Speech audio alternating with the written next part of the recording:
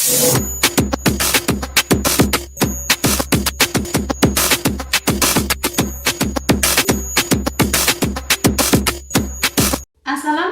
warahmatullahi wabarakatuh. Bertemu lagi dengan saya Sri Ningsih dalam bidang studi biologi. Apa kabar anak-anak ibu semua? Semoga dalam keadaan sehat walafiat. Nah, pada pertemuan minggu kali ini materi kita mengenai tentang penyimpangan semu hukum Mendel. Nah, pada tahun 1906 W. Bateson dan R.C. Punnett menemukan bahwa pada persilangan F2 dapat menghasilkan rasio fenotip 14:1:1:3.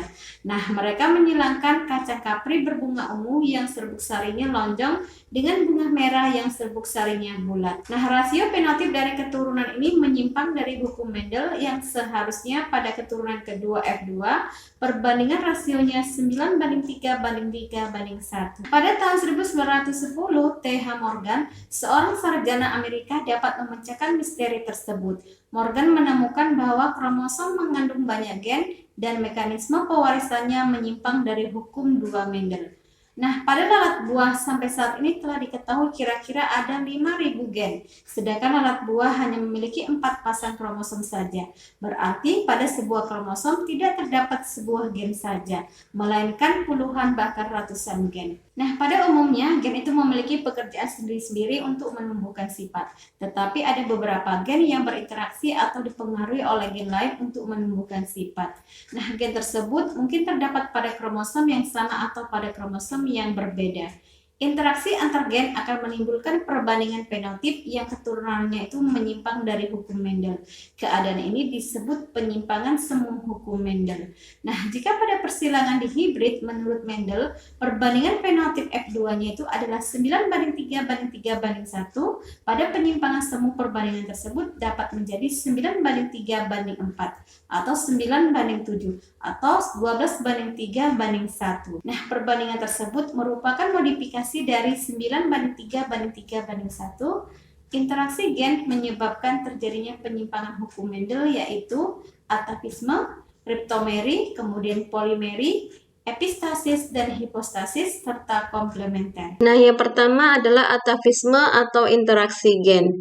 Atafisme atau interaksi bentuk pada vial atau jengger ayam diungkap pertama kali oleh William Bateson dan R.C. Punnett. Nah, karakter jengger tidak hanya diatur oleh satu gen, tetapi oleh dua gen yang berinteraksi. Nah, perhatikan 4 bentuk macam jengger pada gambar di bawah ini. Gambar A adalah bentuk jengger single, gambar B adalah bentuk jengger pea, gambar C adalah bentuk jengger walnut, dan gambar D adalah bentuk jengger rose. Nah, pada beberapa jenis ayam, gen R besar itu mengatur jengger untuk bentuk rose, gen P besar untuk fenotip pea, kemudian gen R besar dan gen P besar jika bertemu akan membentuk fenotip walnut. Nah, adapun gen R kecil bertemu P kecil akan menimbulkan fenotip single. Nah, perhatikan diagram persilangan ayam rose dan ayam pea berikut ini. Yang mana parentalnya, fenotipnya itu adalah rose disilangkan dengan pea, genotipnya R besar, P kecil itu untuk rose, kemudian R kecil, P besar itu untuk pea. Nah, kemudian kita cari gametnya. R besar, P kecil, maka gametnya adalah R besar, P kecil. Kemudian R kecil, P besar, maka gametnya adalah R kecil, P besar. Nah, kemudian kita cari F1-nya atau generasi pertamanya. R besar disilangkan dengan R kecil, maka hasilnya R besar, R kecil. P kecil disilangkan dengan P besar, hasilnya P besar, P kecil. Jadi, untuk generasi pertama, genotipnya itu adalah R besar, R kecil, P besar, P kecil, dengan fenotip walnut. Nah, kemudian kita cari P2-nya. Untuk mencari P2 sesama F1 kita silangkan, yang mana genotipnya tadi R besar, R kecil, P besar, P kecil. Nah, kemudian disilangkan dengan R besar, R kecil, P besar, P kecil. Nah, kemudian kita cari gamet dari F1-nya, yaitu R besar, P besar, kemudian R kecil, P besar. Kemudian R besar, P kecil, R kecil, P kecil. Nah, untuk ini juga seperti itu ya, karena sama. Nah, kemudian kita cari F2-nya dalam bentuk tabel. Nah, kemudian akan didapat hasil persilangannya yaitu R besar disilangkan dengan R besar, maka hasilnya R besar R besar.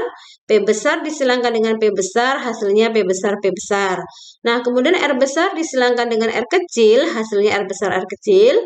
Kemudian P besar disilangkan dengan P besar, hasilnya P besar P besar. Nah, kemudian R besar disilangkan dengan R besar, hasilnya R besar R besar. Kemudian P besar disilangkan dengan P kecil, hasilnya P besar P kecil. Nah, kemudian R besar disilangkan dengan R kecil, maka hasilnya R besar R kecil. Kemudian P besar disilangkan dengan P kecil, hasilnya P besar P kecil. Nah, begitu cara untuk mencari seterusnya. Nah, berdasarkan hasil persilangan tersebut, kita akan mendapatkan rasio penotipnya yaitu 9 walnut, 3 ros, 3 PA, dan 1 single. Nah, berbeda dengan persilangan yang dilakukan oleh Mendel dengan kacang artisnya, maka sifat dua buah bentuk jengger dalam satu ayam sangatlah ganjil. Dengan adanya interaksi antara dua gen dominan dan gen resesif, seluruhnya akan menghasilkan variasi fenotip baru, yakni ros dan PA. Nah, gen dominan R besar yang berinteraksi dengan gen resesif P akan menghasilkan bentuk jengger ros dan gen resesif R kecil yang bertemu dengan gen dominan P. Nah, akan menghasilkan bentuk jengger PA. Nah, perbedaan bentuk jengger ayam ini dinamakan dengan atapisme. Nah, kemudian kriptomeri. Salah satu penyimpangan dari hukum Mendel adalah adanya kriptomeri, yaitu gen dengan sifat dominan yang hanya akan muncul jika hadir bersama dengan gen dominan lainnya. Nah, peristiwa ini pertama kali diamati oleh Correns pada saat pertama kali mendapatkan hasil perbandingan persilangan bunga Linaria morocana dari galur alaminya yaitu warna merah dan putih. Nah, hasil F1 dari persilangan tersebut ternyata menghasilkan bunga berwarna ungu seluruhnya dari hasil persilangan antara generasi F1 berwarna ungu ini. Nah, dihasilkan generasi Linaria morocana dengan perbandingan F2, keseluruhan antara bunga warna ungu banding merah banding putih adalah 9:3 banding 4. Nah, setelah dilakukan penelitian, warna bunga merah ini disebabkan oleh antosianin, yakni suatu pigmen yang berada dalam bunga. Nah, bunga berwarna merah itu diidentifikasi sebagai bunga yang tidak memiliki antosianin. Dari penelitian lebih jauh, ternyata warna merah disebabkan oleh antosianin yang hadir dalam kondisi sel yang asam, dan jika hadir dalam kondisi basah akan dihasilkan bunga dengan warna ungu. Nah, bunga tanpa antosianin akan tetap berwarna putih jika hadir dalam kondisi asam ataupun basah. Nah, bunga merah ini bersifat dominan terhadap bunga putih yang tidak berantosianin. Jika kita misalkan bunga dengan antosianin adalah A besar dan bunga tanpa antosianin adalah A kecil. Sedangkan pengendali sifat sitoplasma basah adalah B besar dan pengendali sitoplasma bersuasana asam adalah B kecil. Nah, persilangan antara bunga putih dengan bunga merah hingga dihasilkan keturunan kedua adalah sebagai berikut. Nah, perhatikan diagram persilangan bunga Linaria morocana. Untuk variantalnya, penotipnya merah disilangkan dengan putih, genotipnya adalah A besar, B kecil, B kecil. Disilangkan dengan A kecil, B besar, B besar. Nah, gametnya akan didapat A besar, B kecil, A kecil, B besar. Nah, kemudian kita cari generasi pertamanya, yaitu A besar disilangkan dengan A kecil, hasilnya A besar A kecil. Kemudian B kecil disilangkan dengan B besar, hasilnya B besar B kecil. Jadi genotipnya itu adalah A besar A kecil, B besar B kecil, yang mana penotipnya itu adalah ungu. Nah, kemudian kita cari P2-nya. Untuk mencari P2, sesama F1 kita silangkan. Nah, tadi genotipnya adalah A besar A kecil, B besar B kecil, disilangkan dengan A besar A kecil, B besar B kecil. Nah, dari F1 ini kita cari gametnya. Nah, akan didapatlah gametnya A besar, B besar, A besar, B kecil. Nah, kemudian A kecil, B besar, A kecil, B kecil. Nah, begitu juga dengan ini ya, sama. Nah, kemudian kita cari untuk F2-nya dalam bentuk tabel ya. Kita buat di sini gamet-gametnya ya. Nah, kemudian kita silangkan. A besar disilangkan dengan A besar, hasilnya A besar A besar. B besar disilangkan dengan B besar, hasilnya B besar, B besar. Nah, kemudian A besar disilangkan dengan A besar, hasilnya A besar, A besar. Kemudian B besar disilangkan dengan B kecil, maka hasilnya B besar, B kecil. Nah, kemudian A besar disilangkan dengan A kecil, hasilnya A besar, A kecil. Kemudian B besar disilangkan dengan B besar, hasilnya B besar, B besar.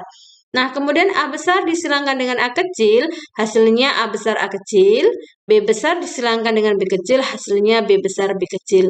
Nah, begitu cara untuk mencari seterusnya. Nah, dari persilangan ini akan didapatkan keturunan dengan genotip A besar, B besar, B besar itu ada 1. Kemudian A besar, B besar, B kecil itu ada 2. Kemudian A besar, A kecil, B besar, B besar itu ada 2. Kemudian A besar, A kecil, B besar, B kecil itu ada 4. Jadi semuanya adalah 9 yang mana penotipnya adalah ungu. Nah, kemudian A besar, B kecil itu ada 1. Kemudian A besar, A kecil, B kecil itu ada 2. Jadi semuanya ada 3 yang berpenotip merah. Nah, kemudian A kecil, B besar ada 1. A kecil, B besar, B kecil ada 2. A kecil, B kecil ada 1.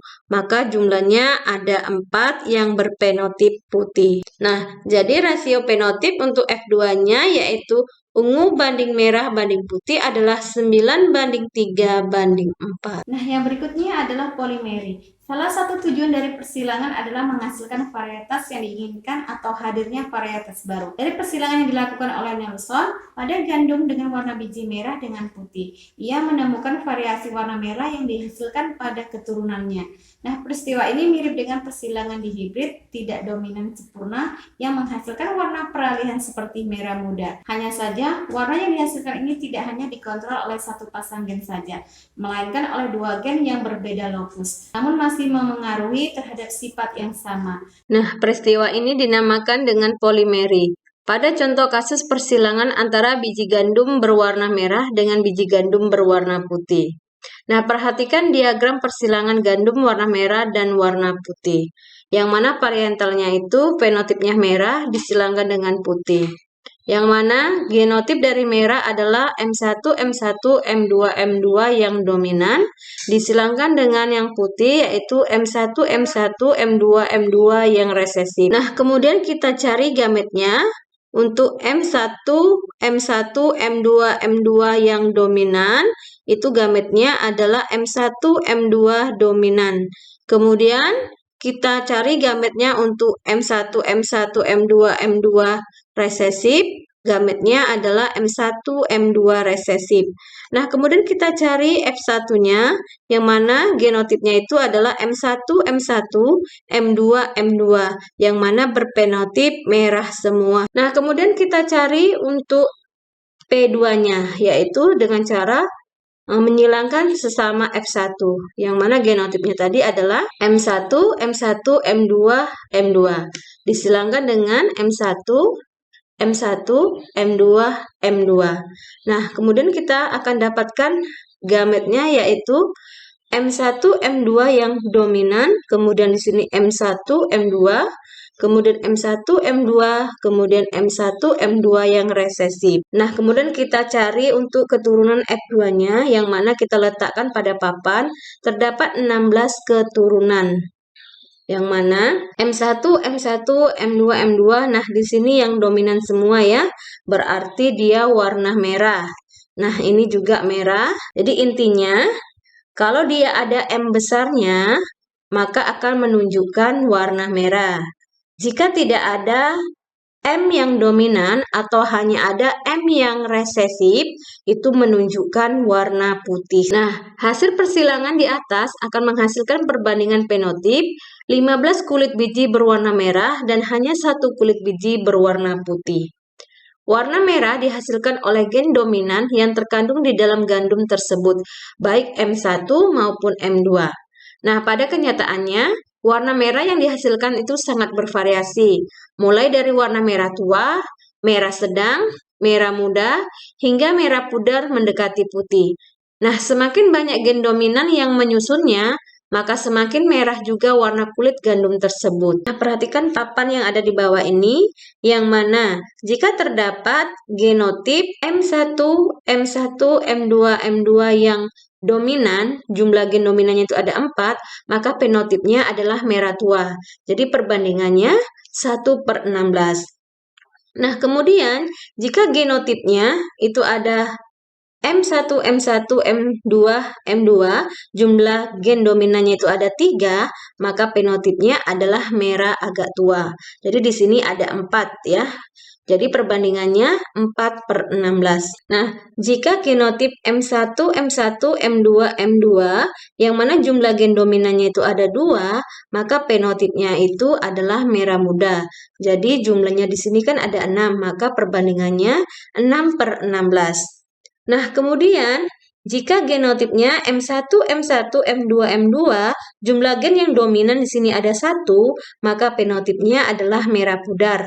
Di sini ada 4, maka perbandingannya itu adalah 4/16. Nah, jika genotip M1, M1, M2, M2, di sini semuanya resesif, jumlah gen dominannya itu tidak ada, maka fenotipnya adalah putih. Jadi di sini perbandingannya itu 1/16. Peristiwa polimer ini melibatkan beberapa gen yang berada di dalam lokus berbeda namun mempengaruhi satu sifat yang sama.